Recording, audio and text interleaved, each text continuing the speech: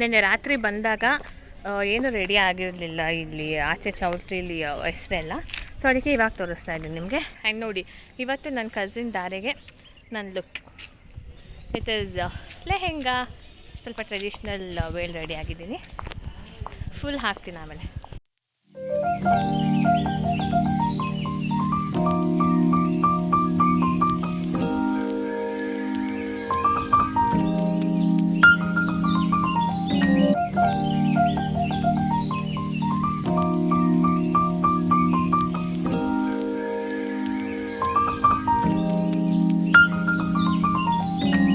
ನೋಡ್ತಾ ಇದ್ದೀರಾ ಅಲ್ವಾ, ಇವಾಗ ನನ್ನ ಲುಕ್ ನೋಡ್ತೀರಾ.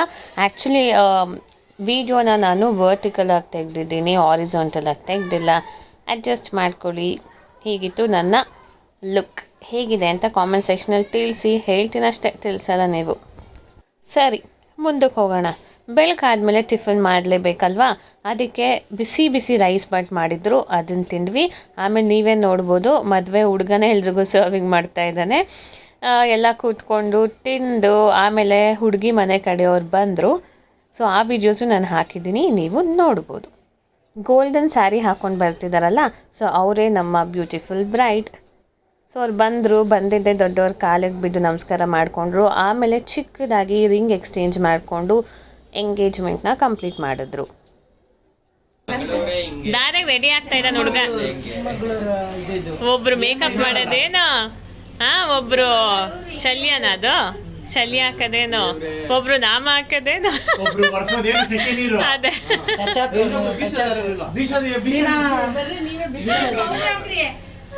ಹೇಗೆ ನಮ್ಮ ಮದುವೆ ಹುಡುಗ ರೆಡಿಯಾದ ಅಂತ ನೀವು ಈಗ ಕ್ಲಿಪ್ಪಿಂಗ್ಸಲ್ಲಿ ನೋಡ್ಬೋದು.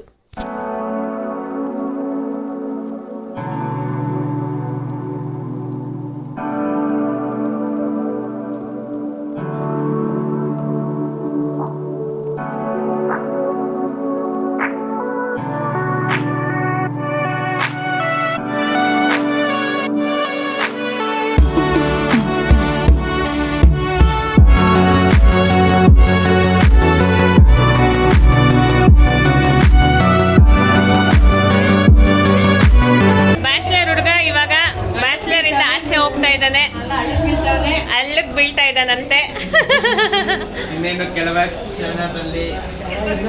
ಬ್ಯಾಚುಲರ್ ಲೈಫ್ ಮುಗಿಸ್ತಾ ಇರುವ ಭರತ್ ಅವರಿಗೆ, ರವಿಕುಮಾರ್ ಅವರಿಗೆ ಸ್ವಾಗತ, ಅಭಿನಂದನೆಗಳು.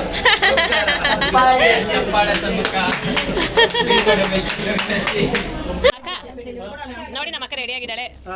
ಮಾತಿ ತೋರಿಸಿ, ನಮ್ಮ ಅರ್ಶನ ರೆಡಿ ಆಗೋಳೆ.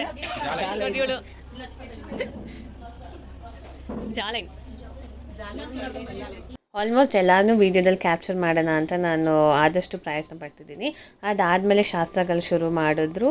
ಇಷ್ಟೆಲ್ಲ ಆದಮೇಲೆ ನಮ್ಮ ಬ್ರೈಡ್ ರೆಡಿ ಆಗಿರೋದನ್ನ ತೋರಿಸ್ಬೇಕಲ್ಲ. ನೋಡಿ, ಹೀಗಿದೆ ಅವರ ದಾರೆ ಲುಕ್. ಚೆನ್ನಾಗಿ ಕಾಣ್ತಿದ್ದಾರಲ್ಲ. ಇವಾಗ ಆ್ಯಕ್ಚುಲ್ ಮ್ಯಾರೇಜ್ ಶಾಸ್ತ್ರಗಳೆಲ್ಲ ಶುರು ಆಗಿದೆ. ಸೊ ನೋಡಿ, 2 ದಿವಸ ನಾವು ಚಿಕ್ಕಮಂಗ್ಳೂರು ಹೋಗಿ ಬಂದಿದ್ದ ಮದುವೆನ ನಿಮಗೆ ಇಲ್ಲಿ ಎಷ್ಟು ಕ್ವಿಕ್ಕಾಗಿ ತೋರಿಸ್ತೀನಿ, ನೀವೇ ನೋಡ್ತಾ ಇರಿ ವಿಡಿಯೋದಲ್ಲಿ.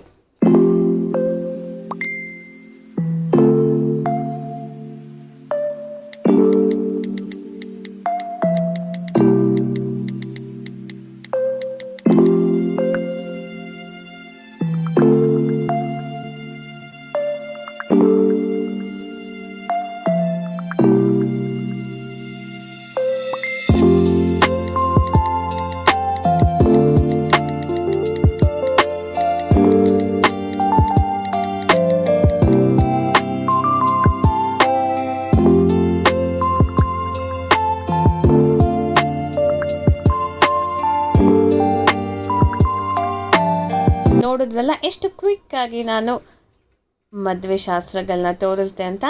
ಇವಾಗ ತಂಪಾಗಲಿ ಅಂತ ಒಂದು ಸ್ಟ್ರಾಬೆರಿ ವೆಲ್ಕಮ್ ಡ್ರಿಂಕ್ನ ಕೊಡುತ್ತೆ. ಎಲ್ಲ ಮುಗಿದ್ಮೇಲೆ ವೆಲ್ಕಮ್ ಡ್ರಿಂಕ್ನ ಕೊಡುತ್ತೆ. ಅದಾದಮೇಲೆ ದಾರೆ ಇಟ್ಟು.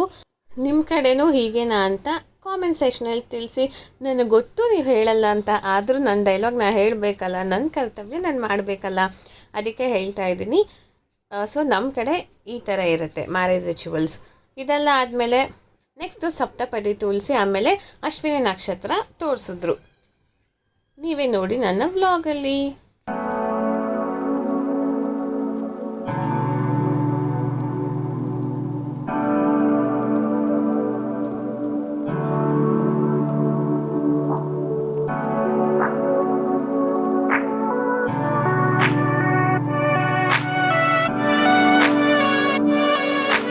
ಅದಾದಮೇಲೆ ಮಧ್ಯಾಹ್ನನೇ ರಿಸೆಪ್ಷನ್ ಇತ್ತು, ಅದಕ್ಕೆ ಇದು ನನ್ನ ರಿಸೆಪ್ಷನ್ ಲುಕ್. ಈ ಡ್ರೆಸ್ನ ನೀವು ಆಲ್ರೆಡಿ ನೋಡಿರ್ತೀರ, ನೋಡಿಲ್ಲದೆ ಇರೋರು ಇವಾಗ ನೋಡಿ. ಇನ್ನು ರಿಸೆಪ್ಷನಲ್ಲಿ ಎಲ್ಲರೂ ಬಂದು ಫೋಟೋಸ್ ಎಲ್ಲ ತೊಗೊಂಡು ಗಿಫ್ಟ್ ಎಲ್ಲ ಕೊಟ್ಬಿಟ್ಟು ಹೋದರು. ಅದಾದಮೇಲೆ ಇವರು ವೆಜ್ ಮತ್ತು ನಾನ್ ವೆಜ್ ಎರಡೂ ಅಡುಗೆ ಮಾಡಿಸಿದ್ರು. ನಾನಂತೂ ನಾನ್ ವೆಜ್ಜಿಗೆ ಹೋದೆ. ಎಲ್ಲ ಚಿಕನ್ ವೆರೈಟೀಸ್ ಇತ್ತು, ಸಿಕ್ಕಾಪಟ್ಟೆ ಟೇಸ್ಟಿಯಾಗಿತ್ತು. ತಿಂದ್ಬಿಟ್ಟು ಅವ್ರ ಮನೆ ಹತ್ರ ಹೋದ್ವಿ. ಅಲ್ಲಿ ಜ್ಯೂಸ್ ಕೊಟ್ಟಿದ್ರು, ಕುಡಿದ್ವಿ. ಆಮೇಲೆ ನಾವು ಮನೆಗೆ ಹೋಗೋ ಸಮಯ ಆಗಿತ್ತು. ಎಲ್ಲರೂ ಬಾಯ್ ಅಂತ ಪ್ರೀತಿಯಿಂದ ಸೆಂಡ್ ಆಫ್ ಮಾಡಿದ್ರು. ನಾವು ಮನೆ ಕಡೆಗೆ ರಿಟರ್ನ್ ಬರೋಕ್ಕೆ ಸಿದ್ಧ ಆದ್ವಿ. ಎಲ್ಲರೂ ಸಿಕ್ಕಾಪಟ್ಟೆ ಸುಸ್ತಾಗೋಗಿದ್ರು, ಅದಕ್ಕೆ ಸೈಲೆಂಟಾಗಿ ಬಂದರು. ಆಮೇಲೆ ಈವ್ನಿಂಗ್ ನಾವೊಂದು ಕಡೆ ಕೆಫೆಗೆ ಹೋದ್ವಿ. ತುಂಬ ಅಂದರೆ ತುಂಬ ಚೆನ್ನಾಗಿತ್ತು ಕೆಫೆ ನೋಡೋಕ್ಕೆ, ಆ ಊರಿನ ಮಧ್ಯೆ. ಜೊತೆಗೆ ನಾನು ಯಾವತ್ತೂ ಕಾಫಿ ಕುಡಿಯೋಲ್ಲ, ನಿಮಗೆ ಗೊತ್ತು, ಎಲ್ಲೋ ರೇರ್ ಕುಡಿಯೋದು. ಸೊ ನಾನು ಆ ಕೆಫೆ ನೋಡಿ ಆ ಕಾಫಿ ಹೇಗಿರುತ್ತೆ ಅಂತ ಟ್ರೈ ಮಾಡಿದೆ. ಅದಾದಮೇಲೆ ಯಾಕೋ ಇಷ್ಟೊಂದು ಸೈಲೆಂಟಾಗಿ ಹೋದರೆ ಸರಿ ಹೋಗಲ್ಲ ಅಂದ್ಬಿಟ್ಟು ಒಂದಷ್ಟು ಡಿಸ್ಕೋ ಎಫೆಕ್ಟ್ ಲೈಟ್ನ ಹಾಕ್ಸಿದ್ವಿ ನಾವು ಮಿನಿ ಬಸ್ಸಲ್ಲಿ, ಸೊ ದ್ಯಾಟ್ ಸಾಂಗ್ಸ್ ಎಲ್ಲ ಕೇಳಿಕೊಂಡು ಡ್ಯಾನ್ಸ್ ಆಡೋಕ್ಕೆ ಮೂಡ್ ಬರುತ್ತೆ ಅಂತ.